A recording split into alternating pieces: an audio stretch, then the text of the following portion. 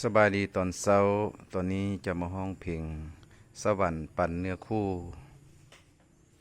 อย่าลืมกดไลค์กดแชร์ให้เด้อสวรรค์บันดาลให้เป็นคู่ครองให้ได้กับน้องเป็นคู่ครองเป็นทองแผ่นเดียวให้เฮาเป็นคู่อยู่หักเดียวใจเดียวบ่มีมือวันคนเดียว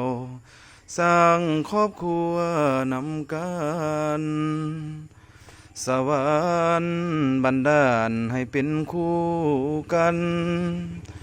เบื้องบนสวรรค์เพิ่นแบ่งปันไว้แล้วเนื้อคู่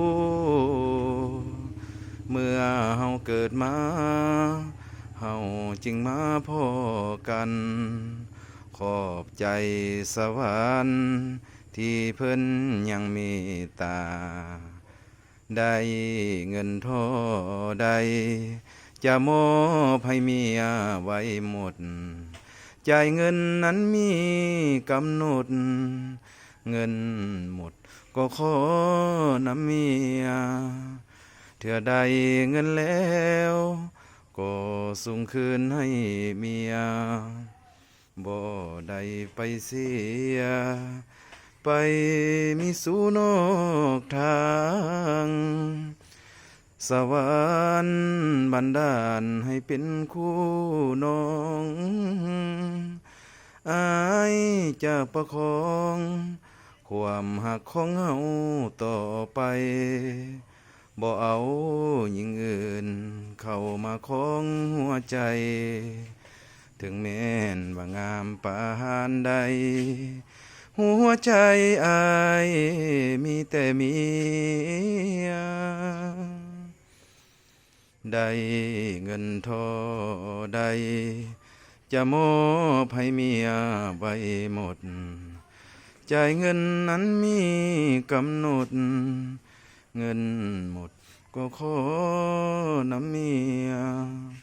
เถื่อใดเงินแล้วก็ส่งคืนให้เมียบ่ได้ไปเสียไปมีสู่นอกทางสวรรค์บันดาลให้เป็นคู่น้องอายจะประคองความหักของเฮาต่อไปบ่เอาหญิงอื่นเข้ามาครองหัวใจถึงแม้นว่างามปานใดหัวใจอายมีแต่เมียขอบใจเด้อแฟนเพลงทุกคนกดไลค์กดแชร์ให้เด้อ